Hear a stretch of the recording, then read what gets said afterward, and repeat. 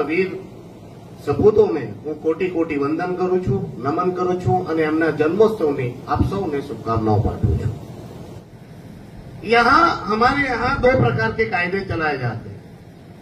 एक कायदा जो है वो संविधान का है और दूसरा जो कायदा है ये स्थानीय प्रशासन का है। यहाँ भी ग्राम सभा दो प्रकार की होती है, एक छोटी ग्राम सभा होती है, एक बड़ी ग्राम सभा होती है।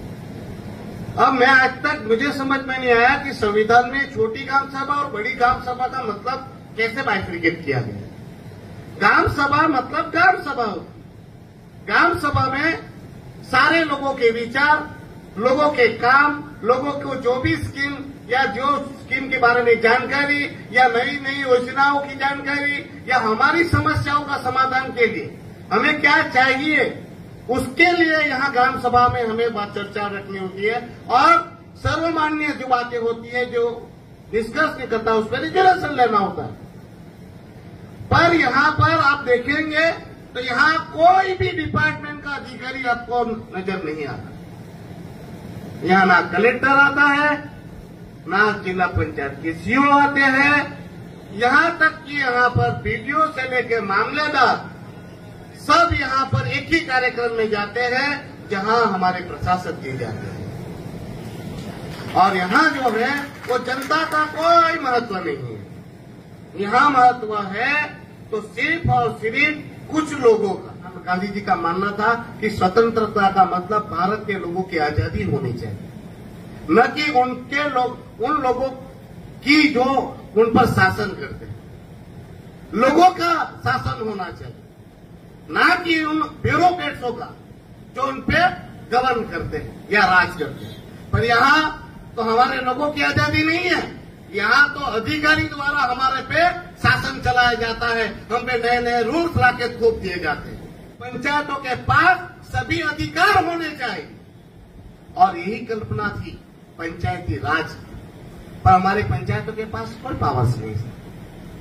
हमारे 8 साल से हमारी ग्राम पंचायतों को 1 रुपये का फंड नहीं मिलता। जिला पंचायत हो या नगर पालिका हो, हमारे अध्यक्ष को तो सिर्फ गठपुतली बनाकर बिठा दिया गया है। सीओ उन पे हावी है। सीओ आज फील्ड में जाता है और हमारे प्रेसिडेंटों को पूछता तक नहीं है। ग्राम पंचायत है, जिला पंचायत है, नगर पालिका है, उनके पास पावर्स ही नहीं है। तो पंचायत है, जिला पंचायत है, नगर पालिका है, गांव का विकास कैसे करेगी जब स्वराज्य संस्थाओं के पास ही पावर्स नहीं है? तो गांव का विकास कैसे होगा? आपको एक हैरानित करने की बात बताता हूं सर, यहां तो सफाई करने का पावर भी हमारे पंचायतों के पास नहीं है। उसके लिए ट्रैक्टर हमारे, हथियार हमारे और एजेंसी को दे दिया गया है पावर काम। और उसके लिए हमारे यहाँ जब ग्राम पंचायत में हम जब टैक्स भरने आते हैं तो 2 चेक बनाना पड़ते हैं। एक टैक्स होता है ग्राम पंचायत के लिए और एक टैक्स बनाना पड़ता है वो एजेंसी के लिए। अगर पंचायत आपके पास सफाई का भी काम नहीं रहेगा तो पंचायत करेगी क्या? सिर्फ ये कार्यक्रम फंड देना नहीं है। सफाई का काम का जो फंड आता है वो भी आप एजेंसी को दिला देते हो, वो भी डायरेक्ट टू डायरेक्ट। तो पंचायत किस काम की? कागजी और दिखावे की कामगिरी यहां पर हो रही है। आपने कहा था कि ग्राम सभा का मतलब होना चाहिए लोगों की भागीदारी, लोगों की उसमें इन्वॉल्वमेंट। यहां आपको देख रहे हैं तो बेचारे वो लोग, वो गरीब, वो मजबूर लोग जिनके काम धंधे लोगों के छीने हुए। विकास किसको कहते हैं? क्या कंक्रीट का जंगल बना देने से विकास हो जाएगा? हमने बीचेस बनाए, बहुत अच्छे बीचेस बनाए, लैंडमार्क है हमारा। पर सर बीचेस का क्या फायदा जब हमारे घर में गरीबों का घर का चूल्हा बंद हो जाए? जब बीचेस नहीं थे तो हमारे यहाँ कम से कम 300 से 400 लोगों के परिवार नपता था। 400 लोगों का ही नहीं, उसके साथ साथ 3 से 4 हजार लोगों का धंधा चलता था। आज बीच बना तो रोजगार बढ़ना चाहिए था। तो आज क्या हो रहा है? सारे लारी गल्ले दुकान सबको तोड़ ताड़ कर उनके काम धंधे को बंद कर दिया गया। विकास की परिभाषा क्या है? विकास का मतलब ही यही है कि वो गरीब आदमी, मजबूर आदमी, उनको काम मिले, धंधा मिले, रोजगार मिले। मगर यहां पर उल्टी गंगा बह रही। सर, ये ग्राम सभा ही है, उसका रेजोल्यूशन पास होना चाहिए। मैं 2-4 रेजोल्यूशन कहने लिए आया हूं और वो रेजोल्यूशन आज की सभा में पारित किया जाए। यहाँ जो बीच है, जमपोर बीच, उस पर जितने भी लोग सालों से काम करते या काम धंधा चलाते, लारी गल्ला दुकान, उनको स्टॉल दिए जाए और उसको सरकारी लाइसेंस दिए जाए। साथ में ही गोवा के तर्ज में लीकर बेचने का भी लाइसेंस दिया जाए, ताकि इन गरीबों का घर बार दुकान चले। सेक्रेटरी साहब से विनती करता हूं कि आज खास करके ये ठहराव लिया जाए कि यहाँ पंचायत में जमपोर बीच ऊपर और इसके आजू बाजू में जो भी काम धंधा चलता है, उसको स्टॉल को रेगुलर किया जाए, उनको स्टॉल दिया जाए और उनको सरकारी मापदंड के हिसाब से जो भी लाइसेंस देने हैं उसकी प्रक्रिया की जाए। ठहराव लेवानों के लिए लेवानों। और सर, अभी भी हमारे यहाँ आवास योजना की कमी है। गरीबों को जो आवास मिलने चाहिए, वो आवास के लिए जो मापदंड है, उसमें भी सुधार करने की जरूरत है और गरीबों को ज्यादा से ज्यादा उसका बेनिफिट मिले। आज हमारी भारत सरकार, हमारे यशस्वी प्रधानमंत्री नरेंद्र भाई मोदी जी का सपना है कि हर एक मजदूर के सर पर छत हो। तो सर, यहाँ हमारे पंचायत, ये परियारी पंचायत है, वो आदिवासी बहुल है। यहाँ गरीब लोगों के पास जमीन नहीं है, तो उनके लिए प्रावधान किया जाए और जब सरकारी जमीन अपडेट कर इन गरीबों को घर दिए जाए। हमारे आदिवासी लोगों की और हमारे दमन दीव में एक और प्रॉब्लम है और इस पंचायत में भी है, हर घर जल, हर घर नल। तो इन नल के माध्यम से हर गरीब के घर या जरूरतमंद के घर पानी मिलना चाहिए। हमारी भारत सरकार कहती है कि हर लोगों को पानी मिल चुका है, मगर वास्तविकता अलग है। मैं आपसे अनुरोध करता हूं कि हमारे यहाँ एक प्रॉब्लम ये भी आई है कि पहले नल लगाए गए थे, पानी मिलता ही नहीं था, पानी आता ही नहीं था। अभी भी ज्यादातर घरों में पानी नहीं आता, मगर बड़े बड़े बिल आ गए।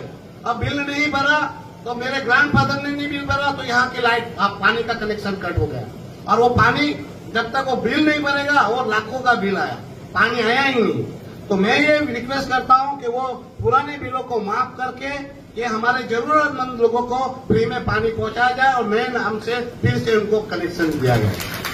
आपको मैं यही कहना चाहता हूं, बिना पंचायतों को सक्षम बनाए, बिना उनको फंड दिए, बिना उनको पावर्स दिए, पंचायती राज कभी नहीं आएगा और कभी भी ग्राम विस्तारों का, ग्राम पंचायतों में बसने वाले लोगों का विकास नहीं होगा। अगर इनका विकास नहीं होगा तो राष्ट्र का विकास संभव नहीं है। आपसे अनुरोध है कि पंचायतों के जो संशोधन 73 में पावर्स दिए गए हैं और हमारी जिला पंचायतों को भी जो हेड वाइज 24 हेड हमें मिले हैं, हमें जो पावर्स दिए गए हैं उस पंचायती राज में वो पंचायतों को पावर्स दिए जाए। सर, आपको और एक तकलीफ की बात कहता हूं, पहले एक चेक पे 2 साइन होते थे, सेक्रेटरी, ग्राम पंचायत का सेक्रेटरी भी साइन करता था, अब तो ये भी साइन नहीं कर सकता। तो आपसे अनुरोध है कि ग्राम पंचायत में जो मिले पावर्स है उनको वापस रिस्टोर करें और पंचायती राज को सक्षम बनाने के लिए पहल करें। मैं जानता हूं कि यहाँ के अधिकारियों को और यहाँ के लोगों को प्रोटोकॉल नहीं पता है, आपका धन्यवाद। हमारे सेक्रेटरी को भी पता नहीं है, पर जो एमपी होता है वो सर्वोच्च नागरिक है दमन दीव का, उसका प्रोटोकॉल सबसे ऊपर होता है और वो होता है तो वही मुख्य अतिथि होता है, उसका ही सम्मान पहले होता है।